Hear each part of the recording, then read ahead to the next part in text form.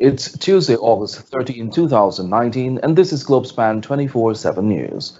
My name is Samuel Signadan, coming to you live from Georgetown, Guyana. Here are the major headlines for today. Quarantine family terrorized, robbed by bandits.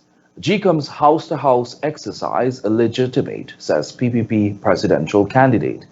City mayor pleads with citizens to pay up their taxes. Farmer remanded for killing wife's lover with bow and arrow. And president commits to expanding education openings for youth. We begin tonight's newscast by telling you that a mother of two young girls has reportedly been arrested by police after allegations surfaced that she allowed men to sexually abuse them at their home. The girls, who have since escaped, are currently in state protection and are scheduled to speak with officers today. According to information received, the girls ran away from their East Coast Demerara home to a nearby police station where they disclosed the horrifying ordeal on Thursday last. Director of the Child Care and Protection Agency, Anne Green, told sections of the media that the girls are in custody of the state and are receiving the necessary care needed. Green stated that although the agency can make recommendations for the mother to be placed before the courts, they are still looking to provide her with the help she needs. Investigations are ongoing. 50-year-old Monroe Lawrence was today remanded to prison after he was charged with the murder of his wife's lover using a bow and arrow. The farmer, who hails from South Rupununi, was not required to enter a plea to the charge read to him by Chief Magistrate Anne McLennan at the Georgetown Magistrates Court. It was alleged that Lawrence, between August 5 and 6, 2019, killed 32-year-old Pius Ernest. It was stated that Ernest and Lawrence's wife were in a relationship, and on August 5, she left to meet him. The court heard that Lawrence allegedly trailed his wife and, while hiding in the bushes, shot Ernest with a bow and arrow in his chest area. He reportedly escaped but was later captured by law enforcement officers. The man was remanded to prison and the matter was transferred to the Lethe Magistrates Court for August 26, 2019. A Berbice family was brutally beaten by masked armed robbers who stormed their Port Morant quarantine Berbice home on Sunday evening. More in this report. Indira Samaru and her family had to seek medical attention after a trio of armed bandits brutally attacked them on Sunday evening. Reports reveal that the attack occurred at around 2100 hours at their Lot 227 Dispensary Dam Anchorville Port Morant quarantine home. Globespan 24x7 News understands that Samaru, her husband, and teen son were at home outside when the three masked men approached them, one brandishing a gun and two carrying cutlasses. Samaru recalled that her husband was dragged into their kitchen and demanded that he hand over the $4 million. And when he dragged me inside, he asked me where is the money. And I asked him what kind of money. He said they have money. So I said I don't have money. He said yes, I have money. So I want the $4 million. And I tell you, say, where I never see $4 million it look like. So in my whole life I never hold a $4 million. And they say go and bring the money. And I go in the room and I bring the bag. I had a black bag. I bring out some of the money and I can't recall how much because it's undisclosed amount. According to the traumatized woman, the bandits threatened to kill her son if the money was not handed over. But her son told them that the family is not rich and pleaded that his mother not be killed. They threatened to kill my son, said they want the rest of the money. And I told them I have no more money. And they started to fight with me. And they beat up my husband in the shop. They get it flat in the shop. Take the gun, but and they start beat you on the head. Until he say, bring the money, bring the $4 million. And my husband tell he didn't know what they talking about. And they started to, they one take your foot and start stamp you on the chest and start cuff you up on the face.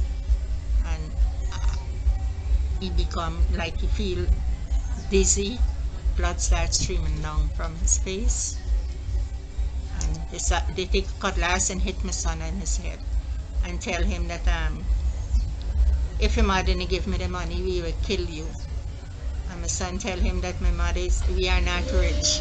So there's all the money when my mother have and she's giving it to you. So please don't kill my mother. And they say, oh, you don't want me to kill my mother, so we're gonna kill you then. Samaru relayed that the men ransacked the home and then locked him in a bathroom before escaping with valuables and an undisclosed amount of cash. And when they put us to sit down now, they bring my husband from out of the shop and put us there. And they take everything. They started to ransack the place. They said they have to get the money. I tell them I don't have more money. And they start to ransack the place, pull out all the drawers of the wardrobe, empty everything, the chest, the drawer. They gone everything. They started to tumble up. They gone with 3 cell phones. They gone with a tablet, a charger. They demand the car key from my son, and that the one they have a sack that he came home with. And my son tell him the half sack is in the car, and they want the car key. They take us and lock us in the bathroom if we have a washroom. Lock us in there and take the key and open the car, and they take out the half a sack. They tell us not to scream. If they scream, they're gonna kill us. The woman stated that the ordeal lasted around 20 minutes. Investigations are ongoing. For Globespan 24x7 News, Shakima Day. Quiana Fernandez, 48, was today charged for the murder of Owain Lynch, a taxi driver who was stabbed to death at Mucka, Arcadia on August 6, 2019. Fernandez, a mason of Cemetery Road, Mucka, Arcadia, East Bank, Demerara, was not required to plead to the indictable charge when he appeared before Chief Magistrate Anne McLennan. The body of the taxi driver was found in a pool of blood at Cemetery Road, Mucka, hours after he was hired to pick up some passengers from Sophia, Greater Georgetown. Reports are that Lynch was plying his trade at around 20 hours 31 when the taxi service dispatcher sent him to an area in Sophia to pick up a passenger who was seeking transport to Mucka. It was further reported that at around 21 hours 45, an argument ensued over payment for the trip between the two parties when the passenger pulled out an ice pick from his pocket and dealt him several stabs above his body. Lynch was later seen lying motionless on Cemetery Road, Mucka, with multiple stab wounds. An ice pick was recovered from the scene.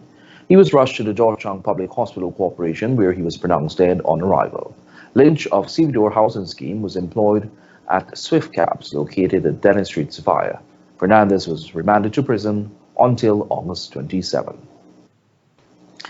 Ambassador of Ghana to the United States, Dr. Riyad Insinali, recently emphasized the economic prospects that the country offered following the discovery of vast oil and gas reserves offshore.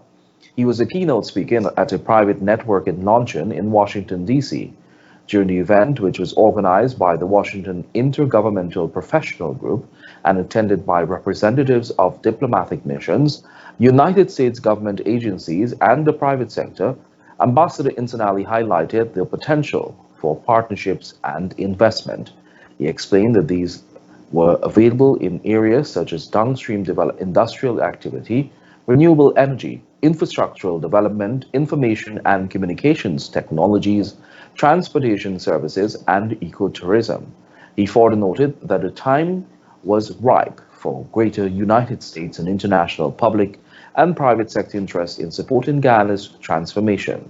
Ambassador Insinali also used the opportunity to update attendees on Ghana's legal and diplomatic response to the Ghana-Venezuelan controversy, emphasizing that Ghana placed its faith in diplomacy and the rule of international law. UK-based Tullow Oil, wholly owned subsidiary Tullow Ghana BV, drilled in the Orandu block offshore Ghana at the Jethro 1 exploration well and has discovered oil in commercial quantities. Director of the Department of Energy, Dr. Mark Bino, said that the well was drilled by the Stena 4th drillship to a total depth of 4,400 meters in approximately 1,350 meters of water. He explained that the well encountered 55 meters of net oil pay, which supports a recoverable oil resource estimate that exceeds Tullow's pre-drill forecast. The Jethro 1 well is the first discovery on the Orandu block and comprises high-quality oil-bearing sandstone reservoirs of lower tertiary age. Open quote. This is a major development for the Cooperative Republic of Guyana as it adds to the further de-risking of the deep and ultra-deep zone, end quote, he said in a statement. Furthermore, Dr. Bino said it offers significant potential for the diversification of the country's hydrocarbon production base. With this new find, Tolo will now evaluate the data from the Jethro-1 discovery and determine the appropriate appraisal activity. With thousands of Guyanese having already participated in the ongoing GCOM house-to-house registration exercise, the People's Progressive Party Civic is claiming that the process is flawed and illegitimate, while insisting that it must be corrected soon. We have more in this report. There is a question that was raised earlier on the house-to-house registration. Let me be very clear that the house-to-house registration requires the signature of a People's Progressive Party scrutineer, and the space is provided there. So this exercise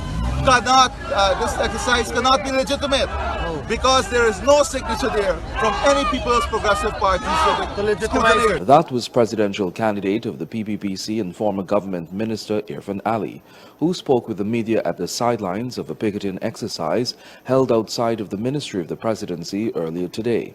The exercise is one of many held by the opposition party, which is demanding that cabinet resign and that President David Granger name an early date for elections. What is happening in the court has nothing to do with what we are doing out here today, and that is ensuring the president fulfills his responsibility of dissolving parliament now and naming a date for elections. The PPPC protest comes at a time when the Chief Justice, Roxanne George, is expected to give a ruling regarding the house-to-house registration exercise and related cases tomorrow.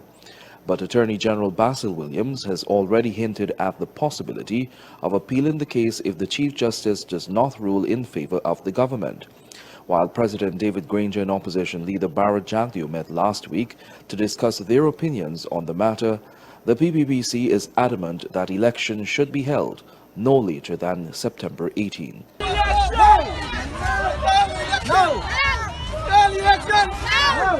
Early election! No! Early election! No!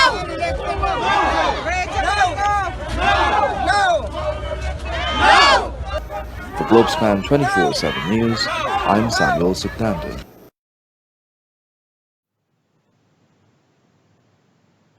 And still on the political scene, the Partnership for National Unity, APNU, and the Alliance for Change, AFC, will be negotiating changes to the Cummingsburg Accord over the next 4 weeks.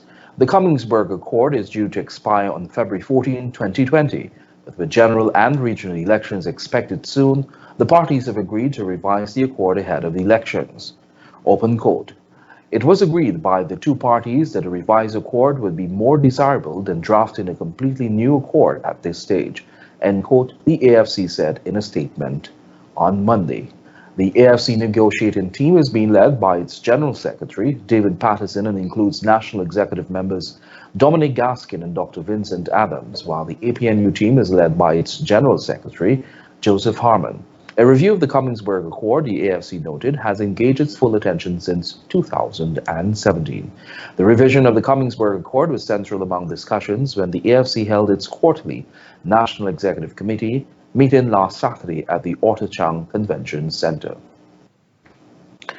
As Guyana joined the rest of the world to observe International Youth Day 2019 observed under the theme Transforming Education, President David Granger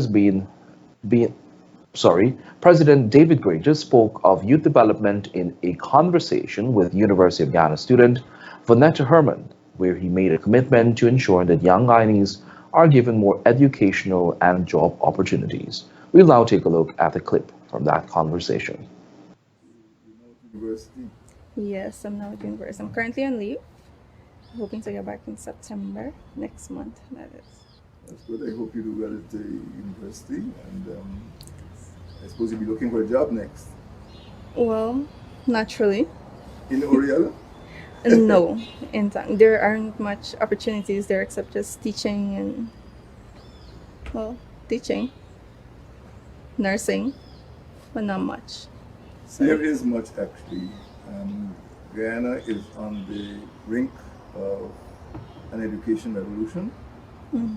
We have conceptualized something which I call a decade of development from 2020 to 2029. And we hope that we'll be able to put some of the profits from the petroleum industry into education. Right now, this year, 2019, education has got the biggest slice of the budget, over $52 billion Wow. for education. And it's for young people like you. It is going into reform of the curriculum. It is going into providing better access for young people to go to school, more schools for young people to go to. In fact, when I made a public address on the 1st of August, I said there must be a school in every village. By the way, how many schools are in Oriala? Well, there's the primary school, the nursery school, the secondary, there's just a secondary department. So most students, when they start going to secondary school, they try to go on the coast to get a better education, a better range of subjects. Well, also. Oriala is part of the East Berbice quarantine region. Yes. And we hope that during this decade of development, we'll have a first-class secondary school in every region. So children from Oriala could stay in their regions and have first-class secondary education. That would be Also, great. you're very lucky because in the East Berbice quarantine region is the only other campus at the University of Guyana other than Turkine. True. So for somebody growing up in East Berbice quarantine, especially in Oriala, you should not even have to leave your region to go from primary, secondary to university education. One of the main obstacles we face is that when they come out on the coast, they have to worry about housing. There's one hostel there only in Curverton. Okay. So that only housed like a number of students.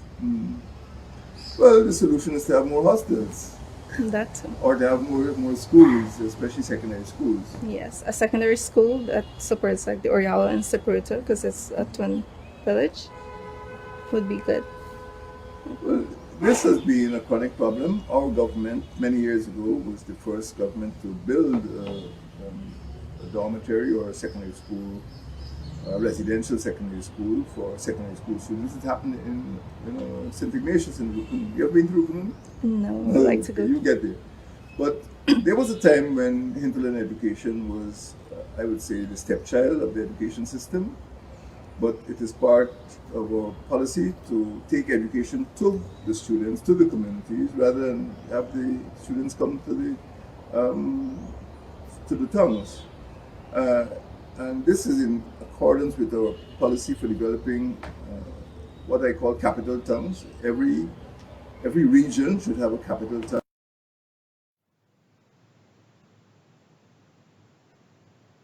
You can watch the entire interview on our Facebook page. We will post that shortly.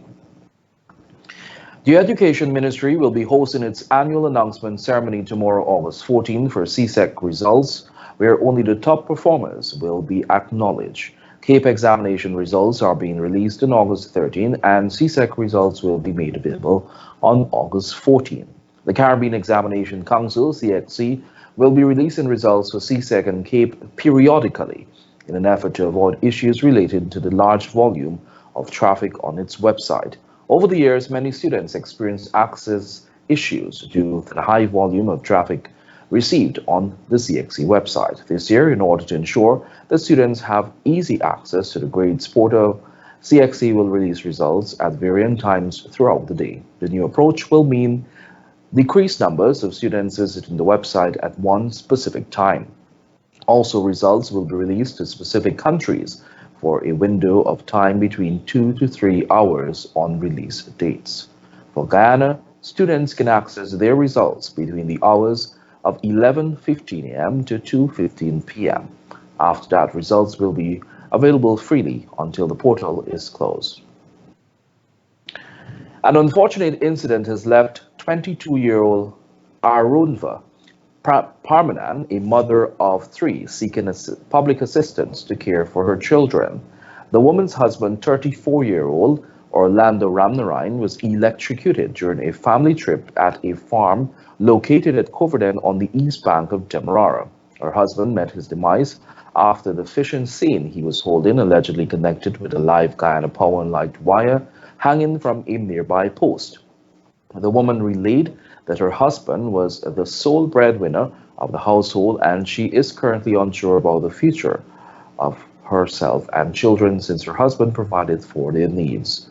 Persons desirous of assisting the family can contact Arunva on telephone number 592-682-6868. The Georgetown Mayor and City Council has the responsibility of ensuring that the city is kept clean and safe, but for many years now it has been faced with a major bugbear, being able to rake in rates and taxes to offset its expenses. This one issue has haunted many past mayors, but despite this, the new mayor is making an appeal to citizens to pay up their dues. Kipani Jordan has that exclusive. City Mayor Ubrajan Ryan says the council will move to apply more strict measures should persons remain delinquent and not pay their rates and taxes. We did write to the Chambers of Commerce to release their side names who register with them so that we can able to get the Chambers of Commerce and the Mayor City Council to have this collaboration to get those members to pay their taxes. But there are a lot of people out there who seem not too interested in paying taxes, and we will be coming after those people.